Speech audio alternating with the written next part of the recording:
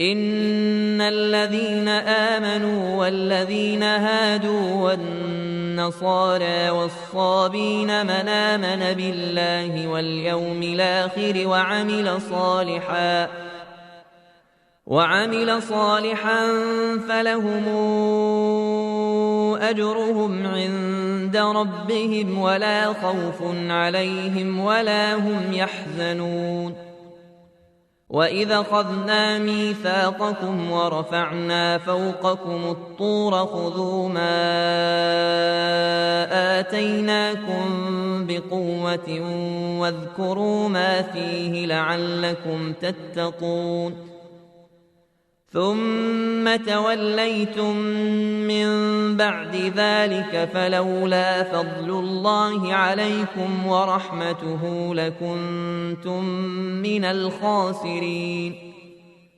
ولقد علمتم الذين اعتدوا منكم في السبت فقلنا لهم كونوا قردة خاسئين فجعلناها نكالا لما بين يديها وما خلفها وموعظة للمتقين. وإذ قال موسى لقومه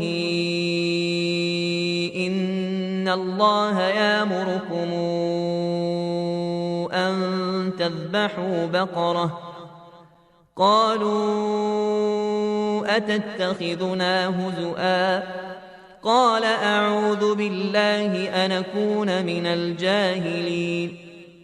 قالوا ادع لنا ربك يبين لنا ما هي قال إنه يقول إنها بقرة لا فارض ولا بكر عوان بين ذلك فافعلوا ما تومرون. قالوا ادع لنا ربك يبين لنا ما لونها قال إنه يقول إنها بقرة صفراء